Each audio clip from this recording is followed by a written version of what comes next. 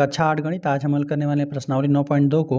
इस प्रश्नावली में आपको ठोस आकृतियों से संबंधित प्रश्न पूछेगा, इस प्रकार से। जैसे यहाँ पर ठोस आकृतियाँ हैं, यहाँ पर एक घनाभ हो गया, बेलन हो गया, शंकु, घन हो गया, यहाँ पर पिरामिड हो गया। चलिए इससे संबंधित हम लोग कुछ बेसिक बातों को समझते हैं। घनाभ से संबंधित, बेलन से संबंधित जो भी ठोस आकृतियाँ हैं, देखिए इस प्रकार से हमने एक घनाभ बना दिया। यहाँ पर घनाभ में होता क्या है, यहाँ पे लंबाई रहेगा और यहाँ पे चौड़ाई रहेगा। लंबाई हो गया जिसको L से दर्शाएंगे, और यहाँ पर चौड़ाई को B से, और यहाँ पर ये ऊंचाई। चलिए उदाहरण के लिए यहाँ पर हमने एक घनाभ ले लिया। यहाँ पर आपका कोई माचिस का बॉक्स भी हो सकता है, कोई ईंट भी हो सकता है। तो यहाँ पर लंबाई चौड़ाई ऊंचाई की बात करें तो यहाँ पर देखिए ये लंबाई हो जाएगा, ये साथ साथ चौड़ाई हो गया, और यहाँ पर जो ये हो जाएगा ऊंचाई हो जाएगा, ठीक है। और इसका आयतन हम लोग किस प्रकार से ज्ञात करेंगे। यह एक ठोस आकृति है। आयतन का मतलब इसने कितना स्थान घेरा हुआ है। तो इसके लिए क्या कर देंगे, घनाभ का आयतन का फार्मूला ही होता है लंबाई और चौड़ाई। B यहाँ पर चौड़ाई के लिए, और ये ऊंचाई आपको ज्ञात होना चाहिए। लंबाई चौड़ाई ऊंचाई ज्ञात रहेगा, सिंपल आप गुणा कर देंगे तो घनाभ का आयतन आप ज्ञात कर पाएंगे कि उसने कितना स्थान घेरा हुआ है। अब यहाँ पे संपूर्ण पृष्ठ का क्षेत्रफल, घनाभ जो है उसका संपूर्ण पृष्ठ का क्षेत्रफल कितना होगा।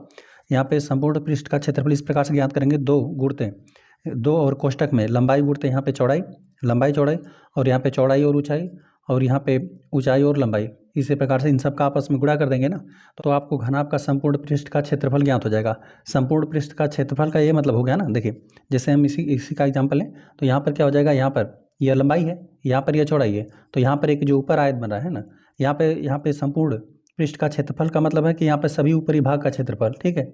ऊपर यहाँ पर इस प्रकार से यहाँ पे ऊपर नीचे दाहिने बाएं और आगे पीछे इसने कितना स्थान घेरा हुआ है, ठीक है। मान लेते हैं यदि पेंट करना रहेगा ना, मान लेते हैं इस घनाभ, ये ठोस घनाभ है, ईंट है, उसको मान लेते हैं आप पेंट करना है, तो आपको पेंट करना रहेगा तो यहाँ पे संपूर्ण पृष्ठ का क्षेत्रफल आपको ज्ञात होना चाहिए, है ना। तभी घनाभ के संपूर्ण पृष्ठ पर ही आप ये पेंट करेंगे, ठीक है। तो यहाँ पर पेंट करने के लिए यहाँ पर ये ऊपरी भाग और नीचे भाग, यहाँ पे दाहिने बाएं और आगे पीछे इन्हीं भागों का आपको आवश्यकता होगा। यही होता है संपूर्ण पृष्ठ। तो देखिए यहाँ पर जो है ना, ऊपर का भाग जो यहाँ पर ऊपर आयत दिख रहा है, यहाँ पे लंबाई और चौड़ाई की गुणनफल से प्राप्त हो जाएगा। लंबाई और चौड़ाई गुणनफल से एक आयत ऊपर है, एक आयत नीचे है, तो यहाँ पर 2 हो जाएगा, ठीक है। यहाँ पर सबका आपस में गुणा करके, ठीक है, यहाँ पर ऊपर का क्षेत्रफल नीचे का क्षेत्रफल ज्ञात किया गया। इसी प्रकार सबका आपको ज्ञात होगा, है ना। जैसे यहाँ पर इसकी हम बात करें ना, तो इसके लिए यहाँ पर क्या हो जाएगा, यहाँ पे लंबाई हो गया, साथ साथ ऊंचाई का गुणा है। यहाँ पे लंबाई और यहाँ पर ऊंचाई गुणा है, तो यहाँ पर एक आगे भी है एक पीछे भी है, तो यहाँ पे इन दोनों का क्षेत्रफल, यहाँ पे ये दोनों आयत ही है तो लंबाई चौड़ाई का यहाँ पर जो भी है लंबाई हो जाएगा, और यहाँ पे ऊंचाई का गुणा करके इसका क्षेत्रफल ज्ञात कर लेंगे। तो इस प्रकार यहाँ पे इस तरफ भी है और यहाँ पे इस तरफ भी है, 2 हो जाएगा। यहाँ पर भी उसी प्रकार से हो जाएगा।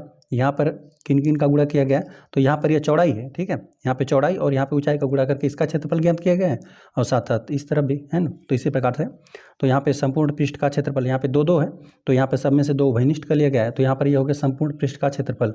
कोई भी घनाभ रहेगा तो हम लोग उसका संपूर्ण पृष्ठ का क्षेत्रफल इसी प्रकार से इसी फार्मूले से ज्ञात कर लेंगे।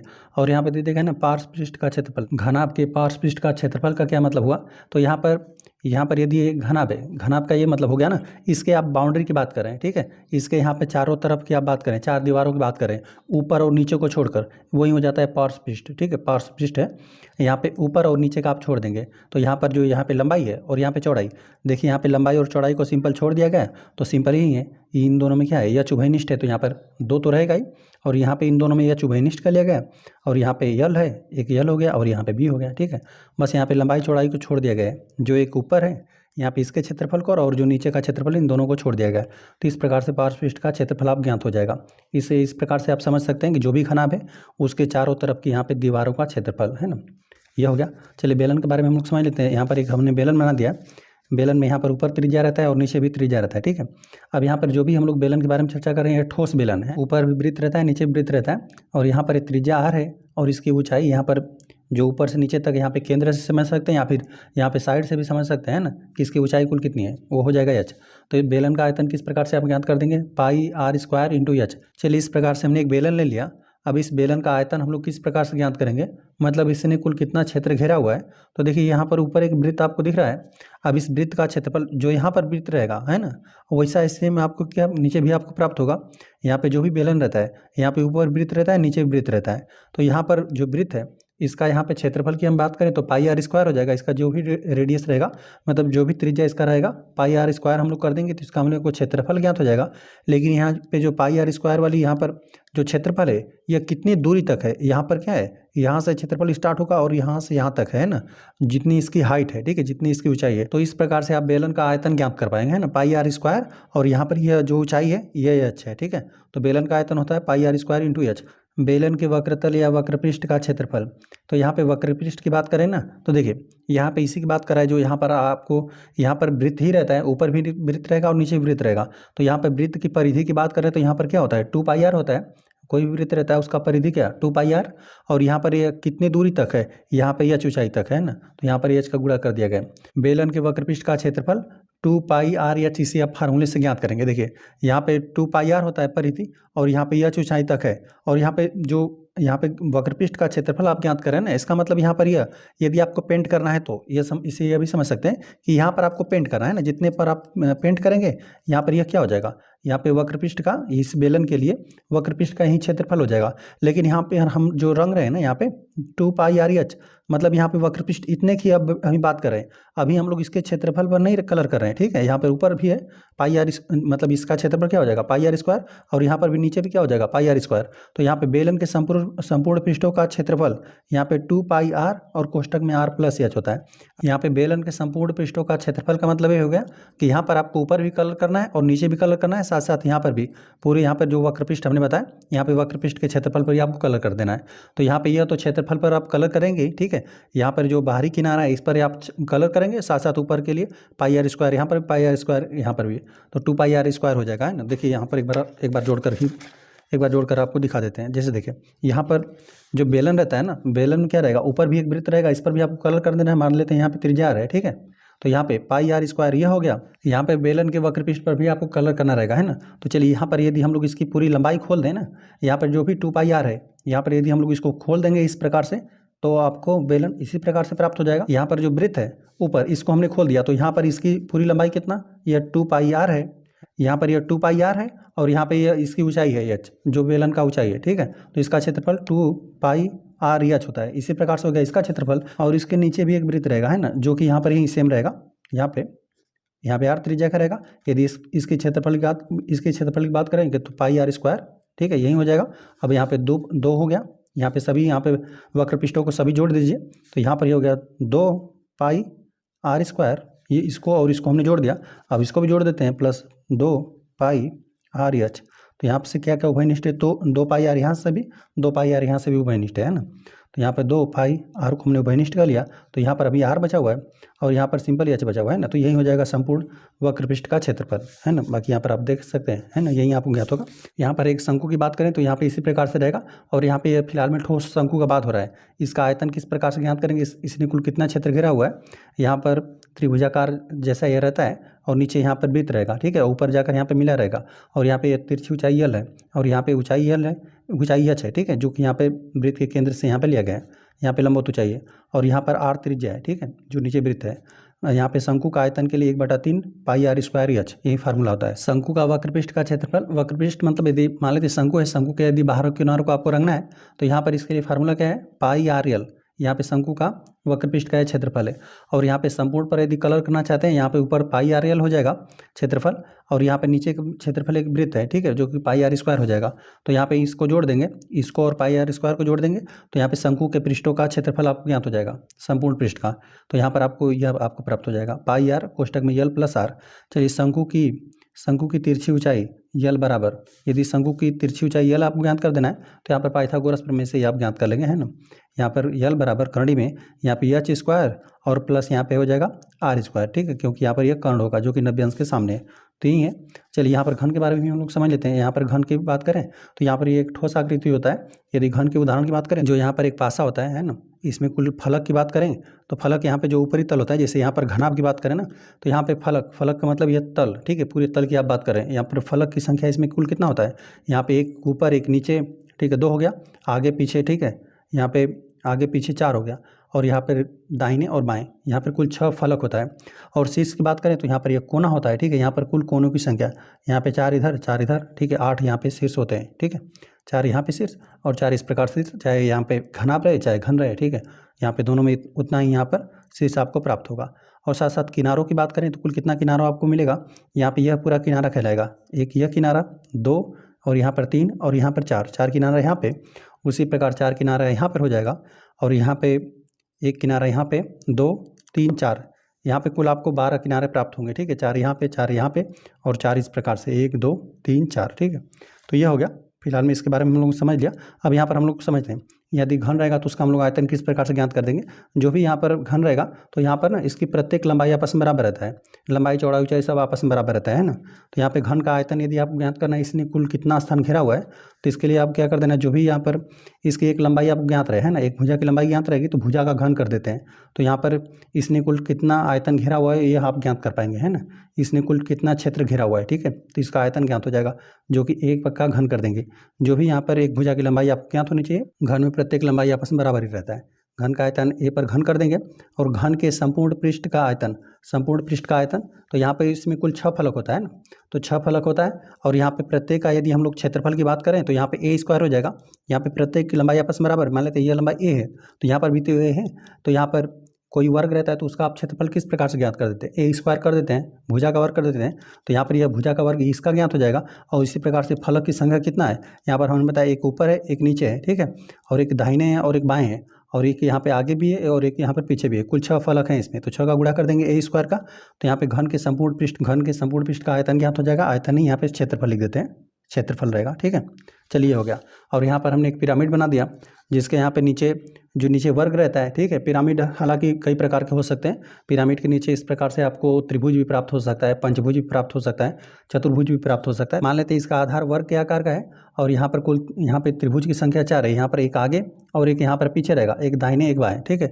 यहाँ पर कुल 4 त्रिभुज रहेगा और एक वर्ग है। तो इसका आप क्षेत्रफल किस प्रकार से ज्ञात करेंगे, यहाँ पर जो यहाँ पे लंबाई है आपस में बराबर है, ठीक है। यहाँ पर जो भी नीचे हमने आधार बना हुआ है वो यहाँ पर हमने एक वर्ग बना हुआ है, जो कि यहाँ पर प्रत्येक की भुजा क्या है, b है, ठीक है। b हो जाएगा।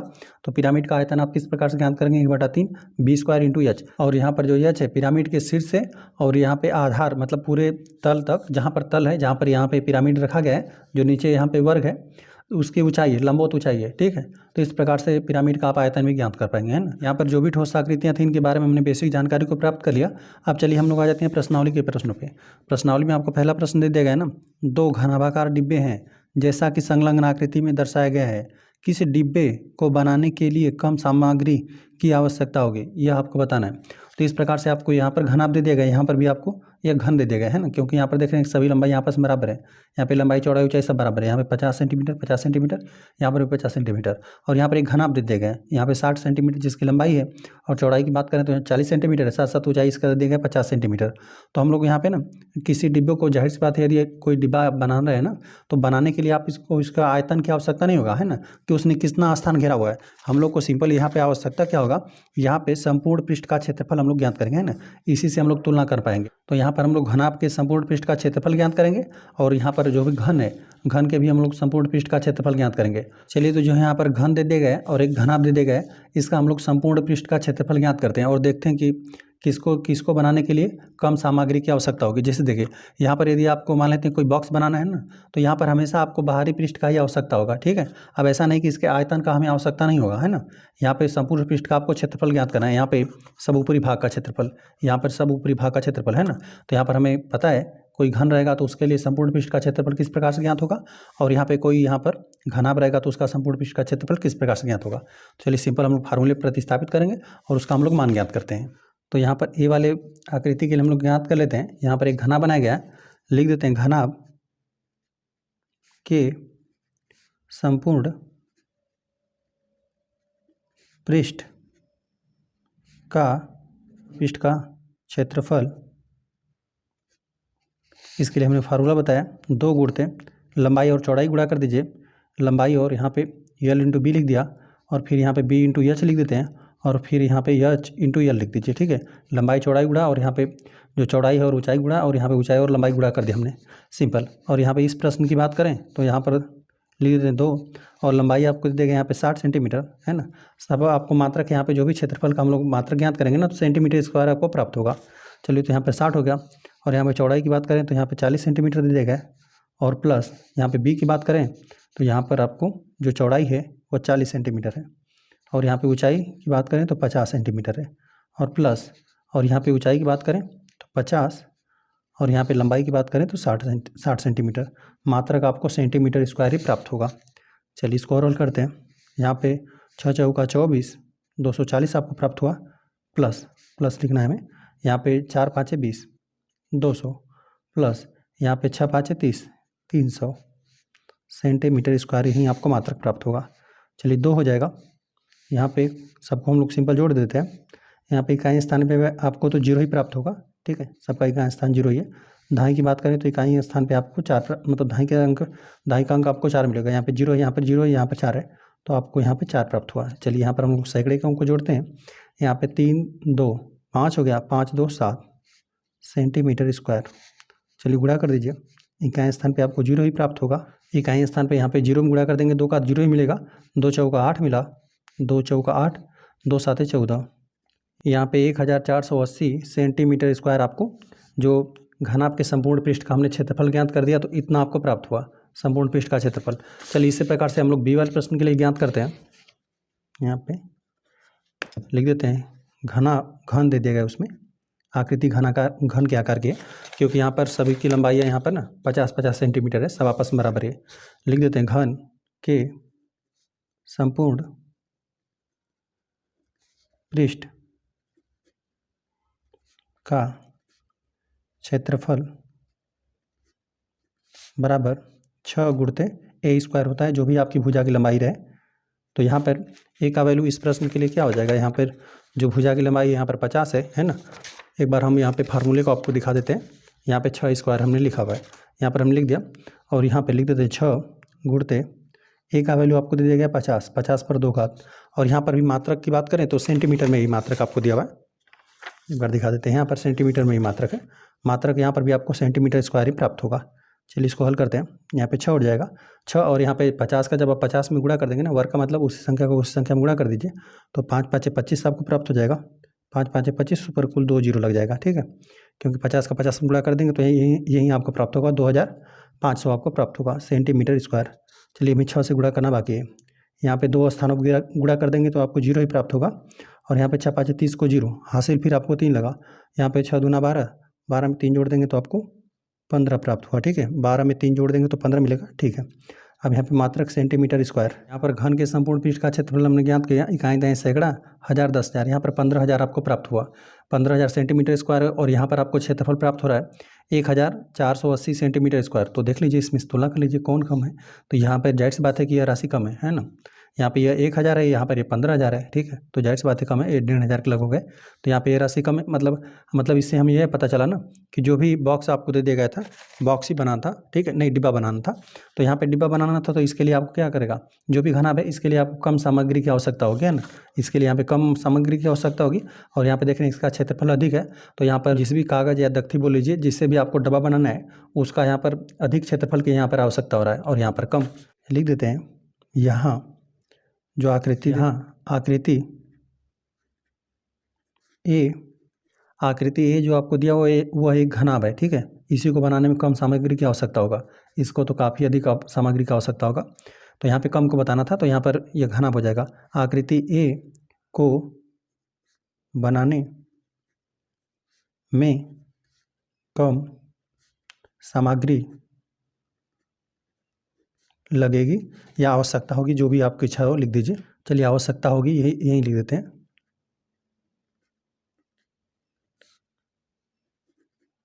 ठीक है, तो इस प्रकार से यहाँ पर पहला प्रश्न हल हो गया। प्रश्न नंबर 2 दे दिया गया है 80 सेंटीमीटर गुणित 48 सेंटीमीटर गुणित 24 सेंटीमीटर माप वाले एक सूटकेस को तिरपाल के कपड़े से ढकना है। ऐसे 100 सूटकेसों को ढकने के लिए 96 सेंटीमीटर चौड़ाई वाले कितने मीटर तिरपाल की कपड़े की आवश्यकता होगी, यही आपको बताना है। यहाँ पर आपको दे देगा ना, जो यहाँ पर सूटकेस है ये घनाभ के आकार का है, ठीक है। यहाँ पर देखिए लंबाई चौड़ाई ऊंचाई इसका आयतन आपको दे देगा, और यहाँ पर दे देगा ना इसको तिरपाल के कपड़े से ढकना है, ठीक है। अब ऐसे सूटकेसों की संख्या कितना है आपको दे देगा है 100 है, ठीक है। यहाँ पर ऐसे सूटकेसों की संख्या 100 है और आपको प्रश्न पूछा हुआ है ना कि 96 सेंटीमीटर चौड़ाई वाले कितने मीटर तिरपाल की कपड़े की आवश्यकता होगी। यहाँ पर देख रहे हैं लंबाई, चौड़ाई और ऊंचाई तीनों भिन्न है, तो यहाँ पर इससे आपको यह पता चला कि जो भी आपका यहाँ पे सूटकेस दे दिया गया है ना वह एक घनाभ के ही आकार का है। तो हम लोग क्या करते हैं, पहले इसका ना संपूर्ण पृष्ठ का क्षेत्रफल ज्ञात करते हैं, क्योंकि यहाँ पे जब भी इसको कपड़े से ढकेंगे ना तो यहाँ पे संपूर्ण पृष्ठ पर ही इसको ढकेंगे, ठीक है।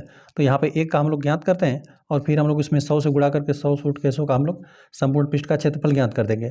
और जो भी क्षेत्रफल ज्ञात होगा उसमें हम लोग क्या कर देंगे, आपको एक विमा दे दिया गया है, यहाँ पे चौड़ाई आपको दे गए तिरपाल की, तो हम लोग क्या कर देंगे 96 से हम लोग भाग दे देंगे, तो आपको सिंपल लंबाई ज्ञात हो जाएगा, है ना। पहले हम लोग शुरुआत कहाँ से करते हैं, पहले हम लोग एक सूटकेस का संपूर्ण पृष्ठ का क्षेत्रफल ज्ञात करते हैं। हम लोग लिख देते हैं सूटकेस की विमाएं, हम लोग लिख देते हैं कि लंबाई चौड़ाई उसकी क्या है, और जो सूटकेस है ना वो एक घनाभ के ही आकार का है। यहाँ पर हमें लिख देना भी चाहिए था, यह घनाभ के आकार का है, ठीक है। यहाँ पर चलिए हम लोग एक लिख देते हैं लंबाई, जो यहाँ पर दे दिया गया 80 सेंटीमीटर, यह लंबाई हो गया, और उसका ये चौड़ाई हो गया 20 से 48 सेंटीमीटर, और यहाँ पर यह उसका ऊंचाई दे दिया गया है h बराबर 24 सेंटीमीटर, ठीक है। लंबाई, चौड़ाई, ऊंचाई हमने लिख दिया। हमें पता है कि संपूर्ण पृष्ठ का क्षेत्रफल किस प्रकार से ज्ञात करना है। हम लोग लिख देते हैं एक सूटकेस का संपूर्ण रहेगा पृष्ठ का क्षेत्रफल, ठीक है। मतलब इसको ढकने के लिए कितने कपड़े का आवश्यकता होगा, फिलहाल में हम लोग एक के लिए ज्ञात कर रहे हैं। एक सूटकेस का संपूर्ण पृष्ठ का क्षेत्रफल का फार्मूला होता है 2 कोष्टक में यल इंटू बी होता है, यल इंटू बी और बी इंटू एच और प्लस एच इंटू यल होता है, ठीक है। फार्मूला यही होता है। चलिए इसको हम लोग प्रतिस्थापित करके सभी का मान को हल करते हैं।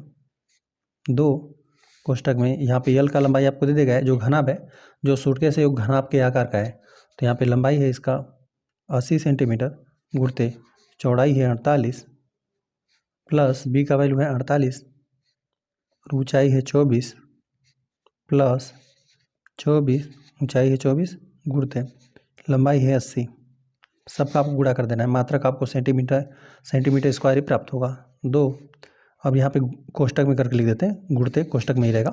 चलिए जब गुणा कर देंगे 80 का 48 में आप गुणा कर लीजिएगा, जब आप गुणा कर देंगे तो हम बताते हैं कितना प्राप्त होगा, 3840 प्राप्त होगा। प्लस जब यहाँ पे 48 का 24 में आप गुणा कर देंगे ना तो 1152 या 1152 प्राप्त होगा। प्लस जब यहाँ पे 24 का 80 में गुणा कर देंगे तो 1920 आपको प्राप्त होगा। यहाँ पे मात्रक सेंटीमीटर स्क्वायर। चलिए सबको हम लोग जोड़ लेते हैं। यहाँ पे 2 गुणते इकाई स्थान पे आपको 0 है, इकाई अंक 0 है, 2 है और 0 है, तो यहाँ पे जोड़ देंगे तो आपको सिंपल 2 प्राप्त हो जाएगा। यहाँ पे दहाई का अंक जोड़ते हैं, यहाँ पे 2 और यहाँ पे 5, 2 5 हो जाएगा 7, 7 4 11, ठीक है। या फिर इस प्रकार से भी जोड़ सकते हैं, 4 यहाँ पे 5 9, 9 2 11, 11 को 1 हासिल 1 आपको लगा। सैकड़े का अंक जोड़ते हैं, 9 1 10, 10 8 18, 1 हासिल 19, 19 को 9 फिर 1 हासिल लगा। अब हम 1000 का अंक जोड़ते हैं, यहाँ पे 1 2 हो जाएगा, 2 3 5, 5 1 हासिल 6, इतना आपको प्राप्त हुआ सेंटीमीटर स्क्वायर। चलिए 2 से गुणा करना बाकी है, 2 से गुणा कर देते हैं, 2 दूना 4 हो जाएगा और 2 1 कम 2, 2 9 18 को 8 हासिल 1 बना, यहाँ पे 2 छक्का 12, 1 हासिल 13, इतना सेंटीमीटर स्क्वायर। एक सूटकेस को यदि आपको ढकना है ना पूरी तरीके से तो इतना आपको सेंटीमीटर स्क्वायर, इतना क्षेत्रफल वाले तिरपाल का आवश्यकता होगा एक को ढकने के लिए। लेकिन हमें ढकना कितना है, 100 सूटकेसों की संख्या दे दिया गया था। प्रश्न में लिख देते हैं, चूँकि सूटकेसों रहेगा की संख्या 100 है, इसलिए 100 सूटकेसों, इसमें सिंपल हम लोग 100 से गुणा कर देंगे तो 100 सूटकेसों का हमें क्षेत्रफल ज्ञात हो जाएगा, पृष्ठीय क्षेत्रफल ज्ञात हो जाएगा। लिख देते हैं 100 सूटकेसों का संपूर्ण पृष्ठ का क्षेत्रफल एक हमने ज्ञात कर दिया है, सिंपल इसमें 100 से गुणा कर देते हैं, 1 3 8 2 4 और यहाँ पे 100 से गुणा कर देते हैं और मात्रक आपको सेंटीमीटर स्क्वायर में ही प्राप्त होगा। यहाँ पे 1 3 8 2 4 और सिंपल हमने 2 जीरो लगा दिया, सेंटीमीटर स्क्वायर, इतना ही आपको प्राप्त हुआ। यहाँ पर 100 सूटकेसों को जब आप ढकेंगे पूरी तरह से ना, तो यहाँ पे इतने क्षेत्रफल वाले तिरपाल की आपको आवश्यकता होगा। लेकिन आपको जो भी तिरपाल दे देगा है ना, तिरपाल का यहाँ पर एक आपको विमा दे देगा है, जो कि आपको चौड़ाई दे देगा है 96 सेंटीमीटर। तो हम लोग इसको क्या कर देते हैं, यहाँ पर इसमें ना लंबाई और चौड़ाई गुणनफल है और आपको चौड़ाई दे देगा है, तो सिंपल हम लोग लंबाई से भाग दे देंगे तो हमें पता चल जाएगा कि जो तिरपाल है उसका लंबाई कितना है। ठीक है, आपको चौड़ाई दे देगा, इसी में लंबाई और चौड़ाई गुणनफल छिपा हुआ है। ठीक है, तो हम लोग यहाँ पे चौड़ाई से भाग देकर हम लोग ज्ञात कर लेते हैं। ठीक है, लिख देते हैं 100 सूटकेसों को ढकने के लिए 96 सेंटीमीटर वाले कपड़े, या जो दे देगा तिरपाल, लिख देते हैं कपड़े की लंबाई, इसी में लंबाई और चौड़ाई का गुणनफल छुपा हुआ है, इसमें हम लोग 96 से भाग दे लेते हैं। यहाँ पे 1 3 8 2 4 और फिर डबल जीरो है। ठीक है, अब यहाँ पर हम लोग भाग दे लेते हैं 96 से, और यहाँ पर ये लंबाई है सेंटीमीटर में। ठीक है, सेंटीमीटर स्क्वायर इसका क्षेत्रफल था इसका, और यहाँ पे जब सेंटीमीटर से आपने 96 से भाग दे दिया, यहाँ पे सेंटीमीटर स्क्वायर को सेंटीमीटर मात्रक विभाजित हो जाएगा, तो यहाँ पे सिंपल आपको सेंटीमीटर में ही प्राप्त होगा। तो यहाँ पर हमने जब भाग देंगे ना, अब भाग दे लीजिएगा, अब भाग देंगे 96 से तो आपको प्राप्त होगा 14,400 प्राप्त होगा। ठीक है, सेंटीमीटर, और चूंकि इसको ना आपको बताना था मीटर में, तो मीटर के लिए हम लोग 100 से भाग दे देंगे, 2 जीरो समाप्त हो जाएगा। या फिर इसको हम लोग क्या लिख सकते हैं, 144, 100 से भाग देंगे 2 जीरो समाप्त हो जाएगा, ये हमने सिंपल लिख दिया मीटर में। यहाँ पर 144 मीटर ज्ञात हुआ। 100 सूटकेसों को ढकने के लिए 96 सेंटीमीटर वाले कपड़े, यहाँ पर दे देगा तिरपाल के कपड़े, तो यहाँ पर तिरपाल कपड़ा आप लिख लीजिएगा। तिरपाल के कपड़े की लंबाई यहाँ पर हमने ज्ञात किया, तो 144 मीटर ज्ञात हो गया। ठीक है, तो इस प्रकार से प्रश्न नंबर 2 हल हो गया। प्रश्न 3 दे दिए गए, एक ऐसे घन की भुजा ज्ञात कीजिए जिसका पृष्ठीय क्षेत्रफल 600 सेंटीमीटर स्क्वायर है। तो यहाँ पर घन के पृष्ठीय क्षेत्रफल के लिए हमने बताया फार्मूला क्या होगा, घन के संपूर्ण पृष्ठ का क्षेत्रफल होता है 6a स्क्वायर, जहाँ पर ये जो भी घन रहता है उसकी एक लंबाई रहती है ना, यहाँ पर प्रत्येक लंबाई आपस में बराबर रहता है ना घन का, तो यहाँ पर ये हम लोग मान लेते हैं, और यहाँ पर एक आपको वैल्यू ज्ञात करना है ना, तो यहाँ पर 6a स्क्वायर का वैल्यू आपको दे देगा है ना, पृष्ठीय क्षेत्रफल आपको 600 सेंटीमीटर स्क्वायर दे देगा। चलिए हम लोग हल करते हैं।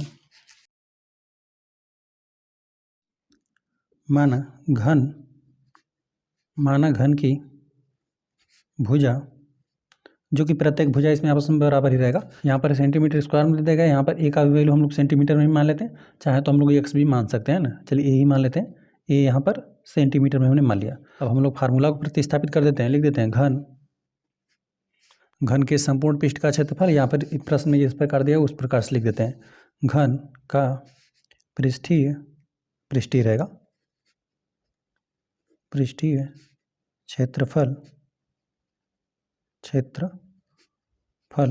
बराबर 6a स्क्वायर, फार्मूला यही होता है, इसका वैल्यू आपको दे देगा है ना, घन का पृष्ठीय क्षेत्रफल आपको 600, यहाँ पर हम लोग प्रतिस्थापित कर देते हैं, 600 मात्रक सेंटीमीटर स्क्वायर है, जो घन की भुजा की लंबाई आपको ज्ञात होगा ना, वह सेंटीमीटर में ही आपको प्राप्त होगा। लिख देते हैं 6a स्क्वायर। चलिए इसको हम लोग पहले करके लिख देते हैं, या दोनों पक्ष आपस में बराबर ही है, पहले हमने इसको लिख दिया 6a स्क्वायर बराबर यहाँ पे 600। चलिए 6 गुणा में बराबर उधर पक्षांतर कर देते हैं, भाग में चला जाएगा, यहाँ पर ए का वैल्यू a स्क्वायर बराबर यहाँ पे 600/6 हो गया, यहाँ पे ए स्क्वायर बराबर 600 में 6 से भाग देंगे तो यहाँ पे 100 वर्ग में विभाजित हो जाएगा। अब यहाँ पे ए स्क्वायर है बराबर को उधर पक्षांतर कर देते हैं, करंडी में हो जाएगा, करंडी में 100, तो यहाँ पे 100 का आपको वर्गमूल ज्ञात करना है ना, यहाँ पे वर्ग था बराबर को उधर पक्षांतर कर देंगे, जो भी बराबर को उधर संख्या रहेगा उसका वर्गमूल ज्ञात हो जाएगा। तो 100 की संख्या का वर्ग होता है, वो संख्या होती है 10, और यहाँ पे जब भी किसी संख्या का वर्गमूल ज्ञात करते हैं ना, धनात्मक ऋणात्मक दोनों ज्ञात होता है, तो यहाँ पर हम लोग धनात्मक ही मान को लेंगे। धनात्मक क्यों लेंगे, क्योंकि कोई भी घन का भुजा रहेगा ना तो वो ऋणात्मक नहीं हो सकता। ठीक है, तो यहाँ पर ए का वैल्यू आपको ही सेंटीमीटर में ज्ञात हुआ, जो कि 10 सेंटीमीटर है, अतः करके लिख देते हैं, अतः घन की प्रत्येक भुजा इसमें बराबर रहेगी, या घन की भुजा लिख देते हैं जिस प्रकार से प्रश्न में लिखा हुआ है, अतः घन की भुजा 10 सेंटीमीटर है। ठीक है, इस प्रकार प्रश्न नंबर 3 हल हो गया। प्रश्न नंबर 4 दे दिया गया है, रुखसार ने 1 मीटर गुणते 2 मीटर गुणते 1.5 मीटर माप वाली एक पेटी को बाहर से पेंट किया। यदि उसने पेटी के तल के अतिरिक्त उसे सभी जगह से पेंट किया हो तो ज्ञात कीजिए कि उसने कितने पृष्ठीय क्षेत्रफल को पेंट किया। तो इस प्रकार से एक घनाभ के आकार का ही है, यहाँ पर जो पेटी एक घनाभ के आकार का है जो जिसका यहाँ पे लंबाई चौड़ाई और ऊंचाई दे दिया गया है। अब इसी को रुखसार पेंट कर रहा है, तो यहाँ पे कह रहा है ना कि यदि उसने पेटी के तल के अतिरिक्त सभी जगह पर पेंट किया है, ठीक है, मतलब यहाँ पर जो भी है, चलिए इसको इस प्रकार से घनाभ के जैसे हम लोग समझते हैं, तो यहाँ पे इस प्रकार से यदि घनाभ हो गया है ना, घनाभ के ये आकार का है पेटी, तो यहाँ पे सब जगह, यहाँ पर ऊपर भी उसने पेंट किया, यहाँ पे आगे पीछे और दाहिने बाएं ये पेंट कर रहा है, लेकिन यहाँ पे नीचे के भाग को वो पेंट नहीं कर रहा है, ठीक है। तो हमें ये बताना है ना कि किया तो ज्ञात कीजिए कि उसने कितने पृष्ठीय क्षेत्रफल को पेंट किया। तो हम लोग क्या कर देते हैं, संपूर्ण पृष्ठ का क्षेत्रफल ज्ञात कर लेते हैं। घनाभ का संपूर्ण पृष्ठ का क्षेत्रफल हमें फार्मूला पता है, इसके लिए देखिए फार्मूला ही हो जाएगा, यही फार्मूला है, यहाँ पे संपूर्ण पृष्ठ का क्षेत्रफल के लिए यही फार्मूला है। इसको हम लोग प्रतिस्थापित कर देते हैं और यहाँ पे जो नीचे का भाग है उसके लिए हम लोग घटा देंगे, ठीक है। नीचे पेंट नहीं हो रहा है ना, जिसका देखिए यहाँ पर लंबाई यह दे दिया गया और यहाँ पे चौड़ाई यह दे दिया गया है ना। ऊपर वाले आयतन पर तो हो रहा है पेंट, लेकिन जो नीचे आयतन है यहाँ पर इसका आयतन होगा, यहाँ पे 2 गुणित 1 हो जाएगा, ठीक है, उस पर पेंट नहीं हो रहा है तो हम लोग उसको माइनस कर देंगे। संपूर्ण पृष्ठ का आयतन यहाँ पे घनाभ के संपूर्ण पृष्ठ का आयतन लिखेंगे और ऋण हम लोग घटा देंगे क्योंकि यहाँ पर नीचे पेंट नहीं हो रहा है, ठीक है। चलिए इसको हम लोग हल करते हैं। यहाँ पर एक बार पेटी की जो विमाएँ हैं ना, विमाओं को हम लोग नोट कर लेते हैं, एक बार लिख देते हैं। घनाभाकार पेटी की विमाएँ लिख देते हैं। इसमें क्या लंबाई चौड़ाई क्या ऊंचाई है, ठीक है। विमाएँ देखिए यहाँ पे लंबाई दे दिया गया 2 मीटर, लंबाई का यल का वैल्यू यहाँ पे 2 मीटर है और यहाँ पे चौड़ाई है जो इसको हम लोग 20 दर्शाएंगे जो कि 1 मीटर, और साथ साथ इसका ऊंचाई दे दिया गया है ना, यच बराबर 1.5 मीटर है। लिखते हैं रुखसार द्वारा पेंट किया गया पेटी का पृष्ठीय क्षेत्रफल बराबर, चलिए यहाँ से हम लोग लिखते हैं क्षेत्रफल बराबर घनाभ के संपूर्ण पृष्ठ का क्षेत्रफल होता है 2 कोष्टक में L into B plus B into H plus H into L. इसी प्रकार से संपूर्ण क्षेत्रफल में से उसने यहाँ पे नीचे का भाग को पेंट नहीं किया हुआ है ना, तो देखिए इसके लिए हम लोग क्या लिख देंगे, यहाँ पे लंबाई और यहाँ पर यह चौड़ाई है, ठीक है, यहाँ पे यह लंबाई है और चौड़ाई है, उसी हिसाब से हमने इसको लिखा हुआ है, ठीक है। तो यहाँ पे यल इंटू बी, इसको इसने पेंट नहीं किया हुआ है, पेटी का संपूर्ण पृष्ठीय क्षेत्रफल ऋण जहाँ पर उसने पेंट नहीं किया हुआ है उसको हम लोग घटाते हैं। चलिए इसको हम लोग सबका वैल्यू प्रतिस्थापित करते हैं। 2 यल का वैल्यू है 2 और यहाँ पे बी का वैल्यू है 1 प्लस बी का वैल्यू है 1, एच का वैल्यू है 1.5 और एच का वैल्यू है 1.5, यल का वैल्यू है 2 और यहाँ से हम लोग घटा देंगे। यहाँ पे यल का वैल्यू है 2 और बी का वैल्यू है 1। यहाँ पे सबका मात्रक मीटर स्क्वायर में ही रहेगा है ना, क्योंकि सबका मात्रक यहाँ पे मीटर स्क्वायर है। चलिए लिखना रहेगा तो हम लोग लिखते भी चलते हैं, मीटर स्क्वायर रहेगा, मीटर स्क्वायर यहाँ पे 2, यहाँ पे 2 में 1 का गुणा कर देंगे 2 मिलेगा, 1.5 में 1 का गुणा कर देंगे तो 1.5 ही मिलेगा, 1.5 का 2 गुना मतलब 1.5 का 2 गुना 3 होता है ना, या फिर 3.0 करके भी लिख सकते हैं आप। चलिए 2 में 1 का गुणा कर देंगे 2 ही मिलेगा, मात्रक है मीटर स्क्वायर। चलिए 2 इसको हम लोग जोड़ देते हैं, यहाँ पे जोड़ देंगे 3 2 5 हो जाएगा है ना, 3 2 5 1 6 और यहाँ पे 0.5 6.5 आपको प्राप्त हो जाएगा और यहाँ पे 2 घटाना भी है, मात्रक है मीटर स्क्वायर। यहाँ पे 2 का गुणा कर देते हैं, यहाँ पे 5 दूना 10 को 0 1 हासिल लगा, 5 यहाँ पे 6 दूना 12 12 1 हासिल 13, एक अंक बाद दशमलव बिंदु है, दशमलव बिंदु को हमने यहाँ पे लगा दिया, 2 मात्रक है मीटर स्क्वायर। 13 में से 2 घटा देंगे तो आपको 11 मिलेगा, ठीक है, 13 में से 2 घटाने पे 11 मीटर स्क्वायर। तो यही आपको सिंपल ज्ञात करना था। रुखसार द्वारा पेंट किया गया पेटी का पृष्ठीय क्षेत्रफल हमने ज्ञात किया, जो संपूर्ण पृष्ठीय क्षेत्रफल था उसमें से उसने जितना नहीं किया था उसके क्षेत्रफल को हमने घटा दिया, जो कि एक आयत ही था, लंबाई गुणित चौड़ाई था, यहाँ पर हमने घटा दिया तो यही आपको प्राप्त हुआ, यही हमारा उत्तर है 11 मीटर स्क्वायर। यहाँ पे रुखसार द्वारा पेंट किया गया पेटी का पृष्ठीय क्षेत्रफल हमने ज्ञात किया जो कि प्राप्त हुआ 11 मीटर स्क्वायर, ठीक है, यही प्रश्न का हल है। प्रश्न नंबर 5 दे दिए गए, डैनियस एक ऐसे घनाभाकार कमरे की दीवारों और छत को पेंट कर रहा है जिसकी लंबाई चौड़ाई और ऊंचाई क्रमशः आपको 15 मीटर और 10 मीटर एवं 7 मीटर है। पेंट की प्रत्येक कैन की सहायता से 100 मीटर स्क्वायर क्षेत्रफल को पेंट किया जा सकता है, तो उस कमरे के लिए उसे पेंट की कितनी कैनों की आवश्यकता होगी। यहाँ पे कैन मतलब एक डब्बा समझ लीजिए कि जिसमें पेंट भरा है, ठीक है। यहाँ पे कह रहा है ना कि प्रत्येक कैन की सहायता से 100 मीटर स्क्वायर इतने क्षेत्रफल पर ना पेंट किया जा सकता है। तो जो भी घनाभागार कमरा है ना, यहाँ पर देखिए आप ध्यान देंगे ना कि उसके दीवारों पर ही सिर्फ आपको पेंट करना है और साथ साथ छत पर ही पेंट करना है, ठीक है। मान लेते हैं इस प्रकार से घनाभ के आकार का है ना, तो यहाँ पे दीवार, तो यहाँ पे दीवारों की संख्या कितना हो जाएगा, 4, 1 2 3 4, ठीक है। इस प्रकार से कुल 4 दीवारें हैं और साथ साथ उसके छत पर पेंट करना है ना, और इसके तल पर नहीं पेंट करना है ना, नीचे जो फर्श है उस पर पेंट करने के लिए नहीं दिया हुआ है। किस पर दिया हुआ है, दीवारों पे। तो कोई भी घनाभागार कमरा रहेगा तो उसकी दीवारों की संख्या क्या हो जाएगा, 4 हो जाएगा। 4 दीवारें हैं और यहाँ पर आप छत पर पेंट करेंगे। चलिए ये हो गया। तो यहाँ पर हम लोग नीचे का यहाँ पे क्षेत्रफल हमें घटाना पड़ेगा, ठीक है। जैसे यहाँ पर ऊपर का तो लेंगे, लेकिन नीचे का क्षेत्रफल यहाँ पे लंबाई और चौड़ाई को हमें घटाना पड़ेगा एक बार। यहाँ पर हम लोग पृष्ठीय क्षेत्रफल ज्ञात कर देंगे, संपूर्ण पृष्ठीय क्षेत्रफल, और उसमें से यहाँ पर नीचे का हम लोग क्षेत्रफल घटा देंगे। यहाँ पे क्योंकि फर्श पर पेंट नहीं करना है, तो यहाँ पर संपूर्ण पृष्ठीय क्षेत्रफल में से हम लोग नीचे का क्षेत्रफल घटाकर और फिर यहाँ पर जो भी क्षेत्रफल प्राप्त होगा उसमें हम लोग 100 मीटर स्क्वायर से भाग दे देंगे। तब हमें पता चल जाएगा कि यहाँ पे कितने कैनों की हम लोग की आवश्यकता होगी, है ना। जो भी घर है, घनाभागार घर है, उसको पेंट करने के लिए कितने कैनों की आवश्यकता होगी। चलिए तो हम लोग लिख देते हैं, हल करने वाले हम लोग 5वें प्रश्न को। और जो इस प्रकार से दिया हुआ है ना घनाभागार कमरा, तो हम लोग यहाँ पे लिख देते हैं एक बार, लंबाई चौड़ाई ऊंचाई लिख देते हैं। घनाभागार कमरे की यहाँ पर लंबाई, जिसको हम लोग एल से दर्शाएंगे, यहाँ पे लंबाई दे देगा 15 मीटर, और यहाँ पे चौड़ाई के लिए हम लोग 20 से दर्शा देते हैं 10 मीटर, और यहाँ पर ये दे दिया गया ऊंचाई, जिसको हम लोग एस से दर्शाएंगे। यहाँ पर ये दे दिया गया 7 मीटर। लिखते हैं कमरे की दीवार या दीवारों तथा छत का क्षेत्रफल बराबर कमरे की दीवारों तथा छत का क्षेत्रफल संपूर्ण पृष्ठ का क्षेत्रफल में से हम लोग यहाँ पे जो भी आधार है फर्श का क्षेत्रफल हम लोग घटा देंगे, है ना।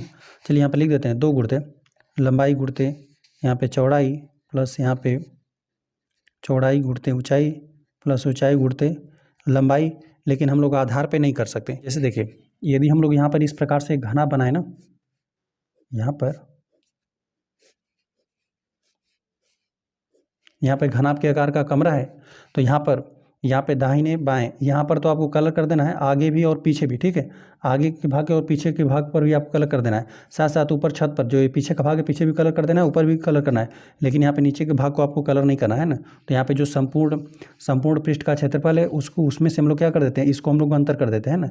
जो यहाँ पे लंबाई रहेगा और यहाँ पे चौड़ाई, ठीक है, लंबाई चौड़ाई को हम लोग अंतर कर देते हैं। तो ऋण यहाँ पे लंबाई और यहाँ पे चौड़ाई को हम लोग घटा देते हैं।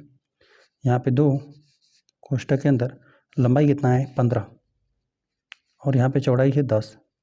15 गुणते 10 प्लस यहाँ पे 10 गुणते 7, एच का वैल्यू 7 है, प्लस एच का वैल्यू 7 और यहाँ पे यल का वैल्यू 15 है। ऋण यहाँ पे यल का वैल्यू है 15 और बी का वैल्यू है 10। चलिए यहाँ से हल करते हैं। 2 कोष्ठक के अंदर 15 में जब 10 का गुणा कर देंगे 150 प्राप्त हो जाएगा, प्लस 10 में 7 का गुणा कर देंगे 70 मिलेगा। 15 7 105 रहेगा। ऋण यहाँ पे 15 में 10 का गुणा कर देंगे 150 प्राप्त हो जाएगा। चलिए इसको हम लोग जोड़ लेते हैं। यहाँ पे इकाई अंक पे आपको 5 है, 0 है, 0 है। इकाई अंक पे आपको 5 मिलेगा। दाहिने अंक जोड़ते हैं, यहाँ पे 0 है, यहाँ पे 7 है और यहाँ पे 5, 7 5 12, 12 को 2 हासिल एक लगा। सैकड़े का स्थान जोड़ते हैं, सैकड़े का अंक 1 1 2, एक हासिल यहाँ पे 3, और यहाँ पे ऋण 150 घटाना भी है। साथ साथ ही मात्रक भी लिखते हैं, मात्रक सब मीटर स्क्वायर में ही रहेगा, ठीक है।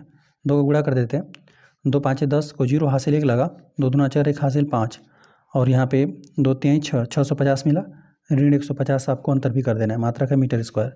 जब 150 घटाएंगे कहीं स्थान पर 0 मिलेगा और दाहिने का अंक भी आपको 0 मिलेगा। सैकड़े में यहाँ पर 6 में से 5 घटा दें, 6 में से घटा देंगे तो आपको सिंपल 5 मिलेगा। 500 मीटर स्क्वायर आपको प्राप्त हुआ। जो यहाँ पर घनाभागार कमरा है ना, उसको जहाँ पर जितने क्षेत्रफल पर पेंट करना है उसका यहाँ पर 4 दीवारों का क्षेत्रफल हमने ज्ञात किया और साथ साथ उसके छत का क्षेत्रफल ज्ञात किया, तो हमें 500 मीटर स्क्वायर प्राप्त हुआ। अब हमें पता है ना कि इतना ही क्षेत्रफल पर उसे पेंट करना है। अब पेंट करना है, हमें पता है कि एक केन में 100 मीटर स्क्वायर पेंट किया जाता है ना। तो यहाँ पर 500 मीटर स्क्वायर है तो सिंपल 5 केन हो जाएगा। लिख देते हैं चूँकि एक कैन में 100 मीटर स्क्वायर पेंट किया जाता है, तब 500 मीटर स्क्वायर, यहाँ पर ये क्षेत्रफल ही है, ठीक है, इतना क्षेत्रफल को पेंट करने के लिए आवश्यक कैनों की संख्या,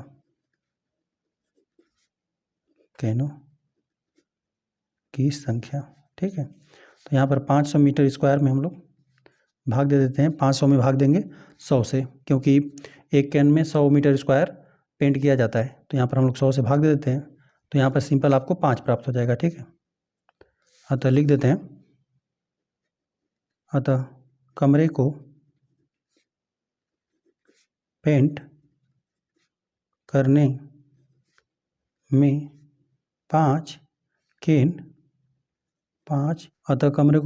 में 5 कैनों की आवश्यकता होगी, ठीक है।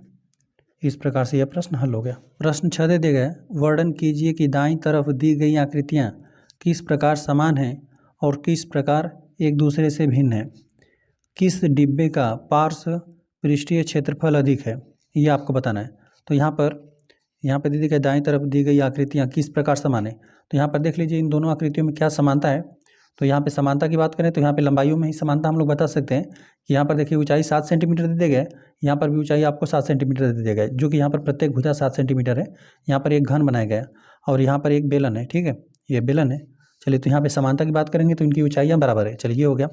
और दे देखिए और किस प्रकार एक दूसरे से भिन्न है। तो यहाँ पर भिन्न की बात करें तो यहाँ पर आकृतियाँ देखकर आप भिन्न बता देंगे, है ना, कि इनकी आकृतियाँ क्या हैं, भिन्न है, एक बेलन है और एक यहाँ पे वर्ग है।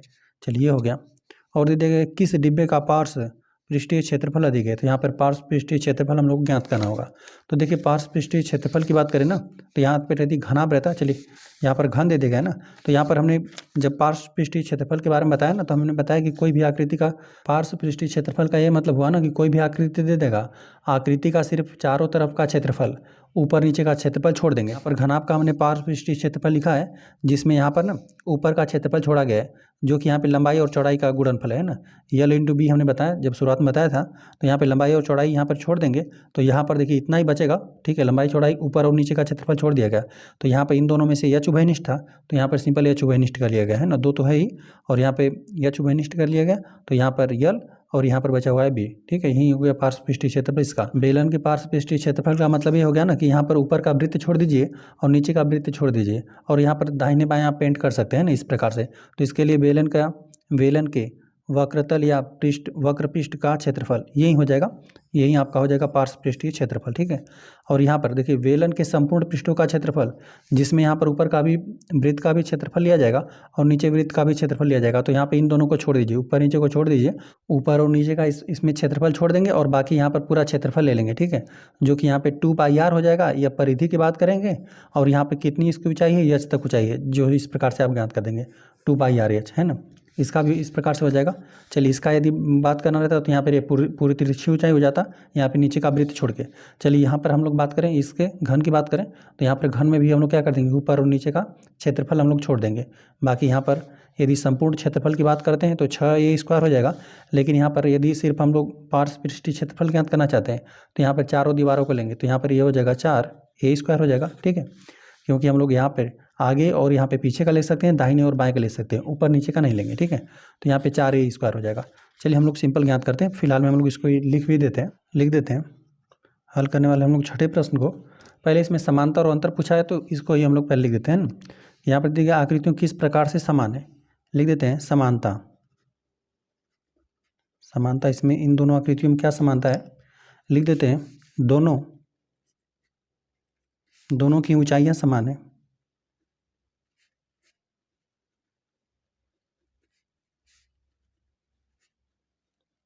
समान है या कह सकते हैं बराबर है, ठीक है। और यहाँ पर दे दिया गया है किस प्रकार से एक दूसरे से भिन्न है, तो यहाँ पर हम लोग लिख देते हैं यह अंतर हो जाएगा। दोनों में अंतर की बात करें तो एक लिख देते हैं, एक बेलन है तथा दूसरा वर्ग है। ठीक है, यहाँ पे दोनों आकृतियों से भिन्न है और ये दोनों की समानता की बात करें दोनों में ऊंचाई समान है। चलिए बाकी हम लोग इसका पार्श्व पृष्ठ का क्षेत्रफल ज्ञात करते हैं। लिख देते हैं बेलन का पार्श्व पृष्ठ पृष्ठीय, जिस प्रकार से प्रश्न में लिखा हुआ है पृष्ठीय क्षेत्रफल बराबर, इसके लिए हमने फार्मूला बताया 2πr/h। चलिए 2 हो गया, यहाँ पे पाई का मान 22/7 होता है, 22/7 रहेगा। और r यहाँ पे त्रिज्या की बात करें, देखिए त्रिज्या हम लोग को ज्ञात करना पड़ेगा। यहाँ से यहाँ तक पूरी ये लंबाई दे देगा है, तो यहाँ से यहाँ पे पूरा व्यास दे देगा है ना, तो हमें त्रिज्या चाहिए तो हम लोग इसका आधा कर देंगे है ना, 7/2 आपको ज्ञात हो जाएगा। लिख देते हैं 7/2 हो जाएगा। साथ साथ इसकी ऊंचाई की बात करें तो 7 सेंटीमीटर है, यहाँ पर हमने सिंपल 7 लिख दिया। और यहाँ पर आप सब मीटर में सेंटीमीटर स्क्वायर आपको प्राप्त हो जाएगा पृष्ठीय क्षेत्रफल। चलिए अंश और हर यहाँ पे 7 से विभाजित है, हम लोग 7 से भाग दे लेते हैं। यहाँ पर अंश और हर यहाँ पे 7 से विभाजित हो जाएगा और अंश और हर यहाँ पे 2 से विभाजित हो जाएगा। तो यहाँ पर बचा क्या है, 22 बचा हुआ है और गुणते 7 बचा हुआ है सेंटीमीटर स्क्वायर। यहाँ पे 7 दूना 14 को 4, 7 दूना 14 को 4 हमने लिख दिया, 81 लगा हुआ है। यहाँ पे 7 दूना 14 81 15, 154 सेंटीमीटर स्क्वायर हमें प्राप्त हुआ। चलिए बेलन का पार्श्व पृष्ठीय क्षेत्रफल हमने ज्ञात कर दिया। अब लिख देते हैं घन का पार्श्व पृष्ठीय क्षेत्रफल, यहाँ पर ये हो जाएगा पार्श्व पृष्ठीय क्षेत्रफल हमने बताया 4a² इसका होगा। ये क्या है, प्रत्येक भुजा की लंबाई जो चारों भुजाएं इसमें आपस में बराबर ही रहेगा। चलिए यहाँ पर लिख देते हैं 4 और यहाँ पे देख लीजिए एक है, यहाँ पे एक भुजा कितना है घन का 7 सेंटीमीटर, तो यहाँ पे लिख देते हैं 7 का वर्ग हो जाएगा और मात्रक यहाँ पर भी सेंटीमीटर स्क्वायर मिलेगा। यहाँ पे 4 7 7 49 सेंटीमीटर स्क्वायर। यहाँ पे 4 9 36 को 6 हासिल 3 लगा, 4 चौका 16, 16 में आप 3 जोड़ देंगे तो 19 प्राप्त हो जाएगा, 196 सेंटीमीटर स्क्वायर। यहाँ पर दोनों का पार्श्व पृष्ठीय क्षेत्रफल हमने ज्ञात कर दिया। और यहाँ पर प्रश्न में आपको बताना था कि किस डिब्बे का पार्श्व पृष्ठीय क्षेत्रफल अधिक है, तो यहाँ पर पार्श्व पृष्ठीय क्षेत्रफल की अधिक की बात करें तो इसी का है ना 196 सेंटीमीटर स्क्वायर है और इसका कम है। लिख देते हैं यहाँ वर्ग का पार्श्व पृष्ठीय, वर्ग नहीं हमें घन लिखना है ना, ये घन आकृति है, यहाँ पे घन लिखना है। यहाँ घन का पार्श्व पृष्ठीय क्षेत्रफल अधिक है। ठीक है, यही इस प्रश्न का हल है। दो आकृतियाँ दे दी गई थी और दोनों आकृतियों में हमें समानता बताना था। समानता की बात करें दोनों की ऊंचाई समान था और अंतर की बात करें दोनों आकृतियाँ ही भिन्न थी, है ना, ये हो गया। और साथ साथ दोनों का हमें पार्श्व पृष्ठीय क्षेत्रफल ज्ञात करना था और बताना था कौन अधिक है। तो यहाँ पर हमने ज्ञात किया, तो बेलन का हमें ज्ञात हुआ 154 सेंटीमीटर स्क्वायर और घन का ज्ञात किया तो 196 सेंटीमीटर स्क्वायर।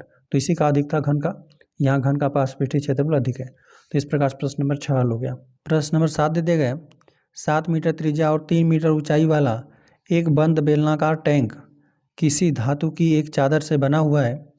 उसे बनाने के लिए वांछित धातु की चादर की मात्रा ज्ञात कीजिए। तो यहाँ पर आप देखेंगे ना, जो भी आपको बेलनाकार टैंक दे दिया गया है ना, यहाँ पे बंद है। यहाँ पर जो बेलनाकार टैंक है ना वो एक बंद है। बंद मतलब ऊपर नीचे का हमें त्रिज्या को भी जोड़ना पड़ेगा। मतलब इसका हम लोग पृष्ठीय क्षेत्रफल लेंगे तो संपूर्ण पृष्ठीय क्षेत्रफल लेंगे, है ना। यहाँ पे साथ साथ उसके चारों तरफ भी हमें चाहिए, यहाँ पे चादर की धातु चाहिए, साथ साथ ऊपर नीचे भी, है ना। तो यहाँ पे जो धातु की चादर है, जो धातु की चादर का क्षेत्रफल रहेगा वह यहाँ पे बराबर हो जाएगा बेलन के संपूर्ण पृष्ठीय क्षेत्रफल के बराबर हो जाएगा। हम यहाँ पर आपको दिखा भी देते हैं। देखिए यहाँ पर जैसे यहाँ पर एक बेलन हो गया ना, तो यहाँ पे बेलन के संपूर्ण पृष्ठीय क्षेत्रफल यही होता है। ठीक है, इसमें क्या होता है, यदि मान लेते हैं कलर करने के हिसाब से हम बात करें तो यहाँ पे इसमें इधर पूरा भी इस प्रकार से भी कलर करना पड़ता, साथ साथ यहाँ पे ऊपर भी और साथ साथ यहाँ पर नीचे भी। यहाँ पर हमें चादर के हिसाब से बात करना है तो यहाँ पर चादर हमें चाहिए, यहाँ पे चारों तरफ हमें चादर चाहिए, साथ साथ यहाँ पे ऊपर भी चाहिए और नीचे भी चाहिए, क्योंकि आकृति पूरी तरह से बंद है। तो इसके लिए यह क्षेत्रफल हो जाएगा। यहाँ पर यदि वक्र पृष्ठ के क्षेत्रफल की बात करें ना तो यहाँ पर चारों तरफ होता, यहाँ पे चारों तरफ चादर की आवश्यकता हमें प्राप्त हो जाता, लेकिन यहाँ पर ऊपर और नीचे का नहीं प्राप्त होता। तो इसमें 2πr² जोड़ा गया है ना, तब यहाँ पर जाकर संपूर्ण पृष्ठों का क्षेत्रफल ज्ञात किया गया है। तो चलिए हम लोग लिख देते हैं, हल करने वाले हम लोग 7वें प्रश्न को लिख देते हैं। वांछित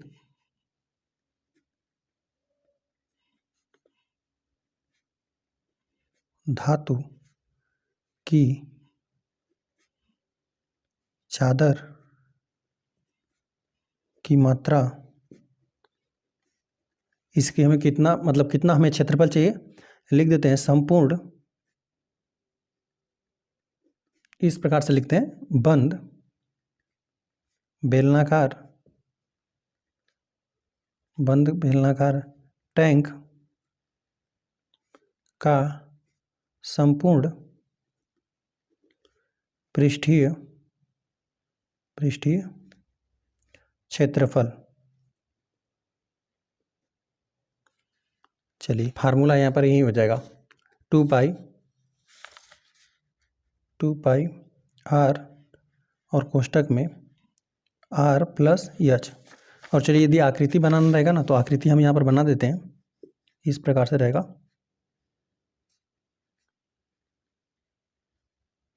यह बेलन का यहाँ पे इस प्रकार से त्रिज्या हो जाएगा, जिसको आप r से दर्शाएंगे, और यहाँ पर यह हो जाएगा पूरी ऊंचाई, लंबवत ऊंचाई रहेगा यह, और यहाँ पर यह ऊंचाई रहेगा। चलिए सबका वैल्यू रखते हैं हम लोग। 2π का मान होता है 22/7 और r यहाँ पे त्रिज्या आपको प्रश्न में दे दिया गया, यहाँ पे बेलन की आपको त्रिज्या दे दिया गया था 7 मीटर। तो यहाँ पर हम लोग सिंपल 7 प्रतिस्थापित कर देते हैं और यहाँ पर भी 7 हो जाएगा, और साथ साथ बेलन की आपको ऊंचाई दे दिया गया था 3 मीटर। तो यहाँ पर हम लोग 3 प्रतिस्थापित कर देते हैं। मात्रक आपको क्या मिलेगा, मीटर² ही मात्रक मिलेगा, क्योंकि सब कुछ मीटर में ही है। अंश और हर में 7 विभाजित हो जाएगा, 7 × 7 7 × 7 विभाजित हो गया। यहाँ पे 2 × 22 बचा हुआ है, × 7 में 3 जोड़ देंगे 10 हो जाएगा, मीटर² मात्रक है। यहाँ पे 22 दूना 44 हो जाएगा, 44 से लिख देते हैं, फिर उसमें 10 से गुणा कर देंगे, 440 मिल जाएगा मीटर²। यही आपको प्राप्त हुआ वांछित धातु की चादर की मात्रा, यहाँ पे बराबर बंद बेलनाकार टैंक की संपूर्ण पृष्ठीय क्षेत्रफल। ठीक है, यहाँ पे इतना ही हम लोग को, इतना ही क्षेत्रफल का हमें चादर की आवश्यकता होगा, है ना, जिससे हम लोग क्या बना पाएंगे, बंद बेलनाकार टैंक। तो यहाँ पर वांछित धातु की चादर की मात्रा हमने ज्ञात किया, 440 मीटर² प्राप्त हुआ। इसी से यहाँ पर यह बंद बेलनाकार टैंक बना था, है ना, जिसका यहाँ पर संपूर्ण पृष्ठीय क्षेत्रफल के बराबर, जितना इसका संपूर्ण पृष्ठीय क्षेत्रफल रहेगा उतने ही यहाँ पर, उतना ही क्षेत्रफल के बराबर धातु की चादर लगा होगा, तभी यहाँ पर जाकर यह बंद बेलनाकार टैंक बना होगा। प्रश्न नंबर 8 दे दिए गए, एक खोखले बेलन का वक्र पृष्ठीय क्षेत्रफल 4224 सेंटीमीटर² है। इसे इसकी ऊंचाई के अनुदिश काटकर 32 सेंटीमीटर चौड़ाई की एक आयताकार चादर बनाई जाती है। आयताकार चादर का परिमाप ज्ञात कीजिए। परिमाप मतलब हम लोग को उसका बाउंड्री ज्ञात करना है। देखिए यहाँ पर ना एक खोखला बेलन है, ठीक है, जिसका यहाँ पे वक्र पृष्ठीय क्षेत्रफल दे दिया गया। तो देखिए यहाँ पर खोखला बेलन हमने इस प्रकार से बना दिया, इसको हम लोग सिंपल इस प्रकार से बंद कर देंगे, है ना। तो यहाँ पर ये खोखला बेलन हो गया। अब यहाँ पे इसको कह रहा है ना कि इसको ऊंचाई के अनुदिश काट दिया जा रहा है, तो इसी प्रकार से काट देंगे। तो यहाँ पर खोलेंगे ना तो यहाँ पर आपको एक आयत प्राप्त होगा, और जो यहाँ पर जो पहले यहाँ पर वृत्त का जो यहाँ पर परिधि था, जो 2πr था, अब यहाँ पे वृत्त के लिए क्या ये हो गया, लंबाई हो गया। और साथ साथ जो यहाँ पे खोखले बेलन की बात करें ना तो इस प्रकार से जो इसका ऊंचाई था, जो यहाँ पर ये ऊंचाई था, अब यहाँ पर जब खोल दे रहे हैं इस प्रकार से ना, काट कर यहाँ पे ऊंचाई के अनुदिश काट कर इस प्रकार से खोल दे रहे हैं, तो यहाँ पे जो खोखला बेलन का ऊंचाई था, अब इस आयत के लिए क्या हो गया, वो चौड़ाई हो गया, है ना। तो यहाँ पर हम लोग इसका देखिए एक बार हम यहाँ पर बना भी देते हैं आकृति, यहाँ पे लिख देते हैं हम लोग। हल करने वाले हम लोग 8वें प्रश्न को देखिए, इसी प्रकार से खोखला बेलन है, इसको काट कर इस प्रकार से आयत बना दिया गया है। यहाँ पर चलिए हम डॉट डॉट कर देते हैं, इस प्रकार से काट दिया गया, और यहाँ पे ये इसकी ऊंचाई है। चलिए ऊंचाई हम लोग इसको h से दर्शा देते हैं। वही यहाँ पर जो आयत हो जाएगा ना, आयत के लिए यहाँ पर ये ऊंचाई हो जाएगा चौड़ाई, ठीक है। और यहाँ पर जो ये वृत्त का परिधि है ना, हमने बताया कि यहाँ पे जो 2πr है, यहाँ पर इस वृत्त के लिए, यहाँ पर इस आयत के लिए ये यहाँ पर चौड़ाई हो जाएगा 2πr। खोखले बेलन का वक्र पृष्ठीय क्षेत्रफल जो दे दिया गया, इसका मतलब यही दे देगा ना कि यहाँ पे 2πr, यहाँ पे जो ऊपर की त्रिज्या है 2πr और यहाँ पे पूरी ऊंचाई तक, यहाँ पर हमने लिखा भी हुआ है, पर हमने बताया भी था आपको बेलन के वक्रतल या वक्रपृष्ठ का क्षेत्रफल यहाँ पे 2πr होता है। यहाँ पे जो परिधि होता है वह 2πr होता है और यहाँ पे h ऊंचाई तक, तो यही होता है वक्रपृष्ठीय क्षेत्रफल बेलन के लिए। इसको इस प्रकार से खोल देंगे, इससे आपको ये भी पता चला ना कि जो यहाँ पे वक्रपृष्ठीय क्षेत्रफल है बेलन का वह यहीं आयत के क्षेत्रफल के बराबर भी है। ठीक है, यहाँ पर बराबर है, साथ साथ इसकी ऊंचाई बराबर है और जो यहाँ इसका जो 2πr जो यहाँ पर परिधि है इसके आयत की ये लंबाई है। ठीक है, तो यहाँ पर हम लोग देखिए h का वैल्यू आपको दे देगा जिसके अंदर से यहाँ पर काटा जा रहा है, जो कि यहाँ पर आपको 32 सेंटीमीटर दे देगा है। ठीक है, तो यहाँ पर इसका भी लंबाई, यहाँ पर इसकी चौड़ाई हो जाएगा, आयत के सापेक्ष बात कर देंगे तो यहाँ पर ये हो जाएगा 32 सेंटीमीटर और यहाँ पे 2πr का वैल्यू ज्ञात करना है। चलिए यहाँ पर इसको हम लोग पहले लिखते हैं खोखले बेलन का वक्र पृष्ठीय क्षेत्रफल बराबर आपको दे देगा ना 4224 सेंटीमीटर स्क्वायर ही आपको दे देगा। और इसका फार्मूला हमने बताया क्या हो जाएगा, यहाँ पर जो भी यहाँ पे त्रिज्या रहेगा 2πr यहाँ पर परिधि और एक कितनी ऊंचाई तक है, h ऊंचाई तक है। यहाँ पर एक खोखला बेलन है तो इसका यहाँ पे संपूर्ण वक्रपृष्ठ यहाँ पे ऊपर और नीचे का क्षेत्रफल छोड़ के और इसको इस प्रकार से खोल देंगे तो आयत हो जाएगा। चलिए तो यहाँ पर हम लोग लिख देते हैं 2πr बराबर दे देगा 4224 और यहाँ पे h का वैल्यू आपको दे देगा 32 है ना। यहाँ पे लिख देते हैं 2πr गुणते यहाँ पर h का वैल्यू है 32 जो कि 4224 के बराबर है और यहाँ पे गुणे में बराबर उधर पक्षांतर कर देते हैं। जो 2πr बराबर आपको 4224 और बटे आपको 32 प्राप्त हुआ।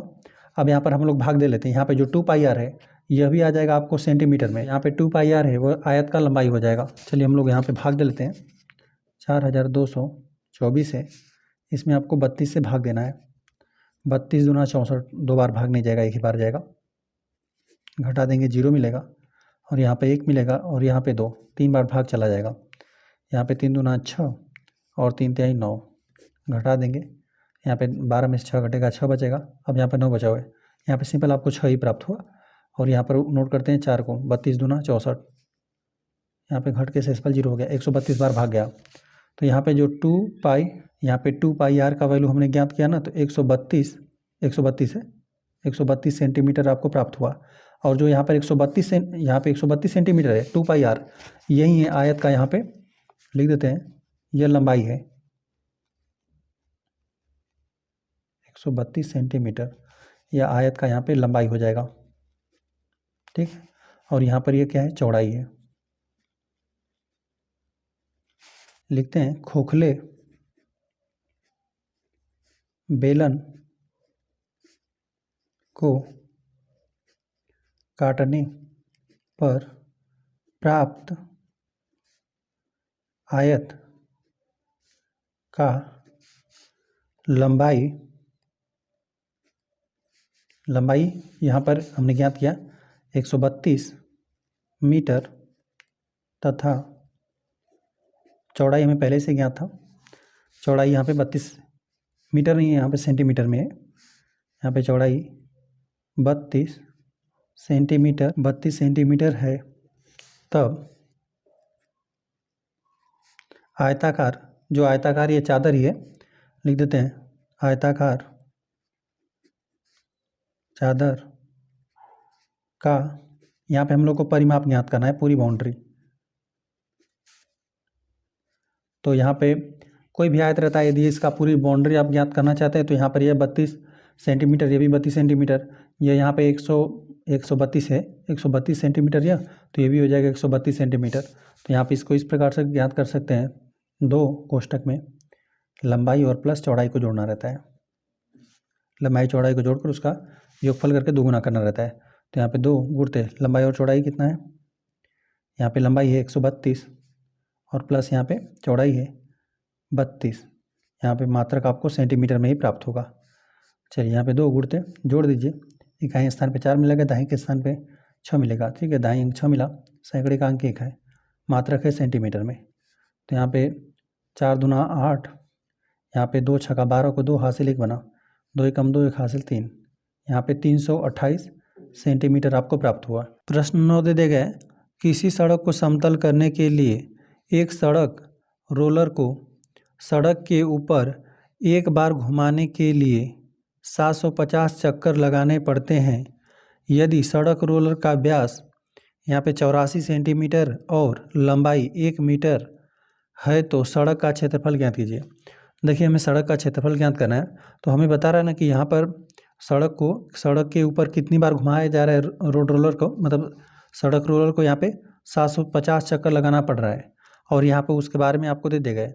जाहिर सी बात है, जो भी यहाँ पर रोलर रहता है ना, वो यहाँ पे बेलनाकार ही रहता है, इसीलिए आपको यहाँ पर इसकी लंबाई दे दिया गया है ना, लंबाई, और यहाँ पर आपको व्यास दे दिया गया है। ठीक है, तो इसका हम लोग को त्रिज्या भी ज्ञात करना पड़ेगा, और साथ साथ देख रहे हैं दोनों का मात्रक चेंज है, तो हम लोग को दोनों को एक ही मात्रक में करके हल करना पड़ेगा, है ना। तो चलिए इसी को हम लोग सेंटीमीटर में बदल लेंगे, और यहाँ पे एक चक्कर में ना रोलर एक चक्कर में अपने जितना इसका वक्रपृष्ठ रहेगा ना उतने के बराबर ही उस समतल करेगा। ठीक है, जैसे यहाँ पर यदि हम बनाए ना, मान लेते हैं इस प्रकार से हमने रोलर को ऊर्ध्वाधर बना दिया और इसको हम इस प्रकार से खोल दें। ठीक है, यहाँ पे चलिए मान लेते हैं हमने काट दिया ऊर्ध्वाधर, तो इस प्रकार से आपको एक आयत का निर्माण हो जाएगा, है ना। तो यहाँ पर इतना ही क्षेत्रफल जो इसका वक्रपृष्ठ का क्षेत्रफल रहेगा ना, रोलर एक चक्कर में, जो सड़क रोलर है ना, एक चक्कर में अपनी वक्रपृष्ठ के बराबर ही सड़क को समतल करेगा। ठीक है, तो यहाँ पर इस कितनी बार समतल कर रहा है, 750 चक्कर लगा रहा है। ठीक है, तो हम लोग क्या कर देते हैं, इसके वक्रपृष्ठ का क्षेत्रफल हम लोग ज्ञात कर लेते हैं, और उसका हम लोग कितना कर देंगे, 750 गुना कर देंगे। जो इसका 750 गुना करने पर प्राप्त होगा वही सड़क का क्षेत्रफल प्राप्त होगा, है ना।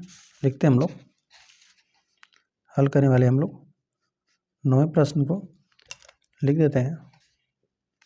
सड़क का क्षेत्रफल बराबर, यहाँ पे 750 चक्कर लगा रहा है ना। तो इस प्रकार से यदि आयत के हिसाब से आप समझे ना, मतलब यहाँ पर हमने जो बेलनाकार यहाँ पे रोलर था, सड़क का रोलर, इसको हमने खोल दिया, तो यहाँ पर अपने आयत के बराबर ना ये कितना चक्कर किया हुआ है, यहाँ पे 750 चक्कर हम लोग लिख देते हैं। सड़क का क्षेत्रफल बराबर 750 गुणते बेलनाकार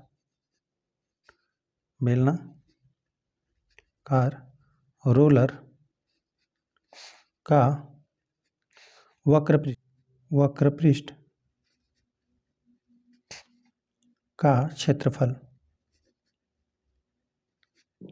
जो कि यहाँ पर होता है 2πr/h होता है। इसको हमने बताया अभी, यह यहाँ पे परिधि होता है 2πr, और इसकी ऊंचाई है ऊंचाई रहती है h तक, है ना। तो यहाँ पर यह हो जाएगा 2πr और यह h, और यहाँ पे इसको साथ में लिख देंगे 2πr/h, यही होता है। चलिए इसको हम लोग हल कर देते हैं। 750 गुणते बेलनाकार रोलर का वक्रपृष्ठ का क्षेत्रफल होता है 2πr/h, 750 गुणते 2, और पाई का मान हमने चलिए 22/7 प्रतिस्थापित कर दिया। और देखिए आर का वैल्यू, यहाँ पर आपको ना व्यास का वैल्यू दे दिया है ना। यहाँ पर हम बात करें ना, तो यहाँ पर पूरा यहाँ पे लंबाई दे दिया गया, व्यास दे दिया गया है। व्यास 84 सेंटीमीटर है, तो हमें व्यास नहीं चाहिए, हमें त्रिज्या चाहिए, है ना। तो यहाँ पर हम लोग क्या कर देंगे, 84 का आधा कर देंगे। जब आप 84 का आधा कर देंगे तो यहाँ पे 4 और 2 42 मिलेगा। तो यहाँ पर हम लोग 42 प्रतिस्थापित कर देते हैं। और यहाँ पर ऊंचाई के लिए जो बेलन रहता है तो उसका ऊंचाई हो जाता है, यहाँ पे रोलर है तो यहाँ पे क्षैतिज रहेगा तो इसकी लंबाई हो जाएगा। तो यहाँ पे 1 मीटर है तो हमें मात्रक सेम करके लिखना है। यहाँ पर हमने ये सेंटीमीटर में लिखा हुआ 42, तो यहाँ पर इसको भी हम लोग सेंटीमीटर में कर देते हैं। इसको 100 सेंटीमीटर, है ना, 1 मीटर में 100 सेंटीमीटर होता है। अब यहाँ पे मात्रक है सेंटीमीटर स्क्वायर, क्योंकि यहाँ पर इसको भी हमने सेंटीमीटर में प्रतिस्थापित किया और इसको भी सेंटीमीटर में। चलिए बस इसको आपको सिंपल हल कर लेना है। 7 छक्का 42, 7 एकम 7, 7 छक्का 42, ये पूरी तरह से विभाजित हो गया। अब बस इन सब का आपको गुणा कर लेना है। चलिए गुणा कर देते हैं। 750 है, यहाँ पर गुणा कर देंगे ना, 2 दूना 4, 44 आपको प्राप्त हो जाएगा। यहाँ पे 44 गुणते यहाँ पे 600 मिला सेंटीमीटर स्क्वायर। चलिए देखिए, जब आप 75 का और 44 का और 6 का इन सब का आपस में गुणा करिएगा तो आपको मिलेगा 198, और यहाँ पे कुल 2 जीरो। सिंपल हमने 75 से गुणा किया, 44 से और 6 से गुणा किया इनका आपस में। अब यहाँ पर 1 जीरो बचा हुआ है, यहाँ पर 2 जीरो। चलिए इतना हो गया। यह सेंटीमीटर स्क्वायर में, इसे हम लोग मीटर स्क्वायर में चेंज करते हैं। देखिए हमें पता है ना कि 100 सेंटीमीटर बराबर यहाँ पे 1 मीटर होता है। हम यहाँ पे दोनों का वर्क कर दीजिए, दोनों पक्षों का, तो यहाँ पर आपको प्राप्त हो जाएगा 10,000 सेंटीमीटर स्क्वायर बराबर आपको 1 मीटर स्क्वायर प्राप्त होता है। ठीक है, तो यहाँ पर हम लोग इससे भाग दे देते हैं 10,000 से, तो यहाँ पर यह मीटर स्क्वायर में चेंज हो जाएगा। तो यहाँ पे क्योंकि यहाँ पर कुल 4 जीरो था, यहाँ पे 4 जीरो होता है, तो हम लोग भाग दे लेते हैं। यहाँ पे 1, 9, 8 और यहाँ पे कुल 5 जीरो, 1, 2, 3, 4, 5 और यहाँ पर हमने भाग दे दिया इससे 10,000 से। यहाँ पे कुल 4 जीरो रहेगा। अब ये बदल गया मीटर स्क्वायर में, भाग दे देंगे, 4 जीरो समाप्त हो जाएगा, 4 जीरो समाप्त हो जाएगा, 1980 मिलेगा। लेकिन यहाँ पर मात्रक बदल गया, ये हो गया मीटर स्क्वायर में। ठीक है, तो यहाँ पे सड़क का क्षेत्रफल हमने ज्ञात कर दिया मीटर स्क्वायर में, जो कि 1980 मीटर स्क्वायर प्राप्त हुआ। प्रश्न नंबर 10 दे दिए गए, एक कंपनी अपने दूध पाउडर को ऐसे बेलनाकार बर्तनों में पैक करती है जिसका व्यास 14 सेंटीमीटर है और ऊंचाई 20 सेंटीमीटर है।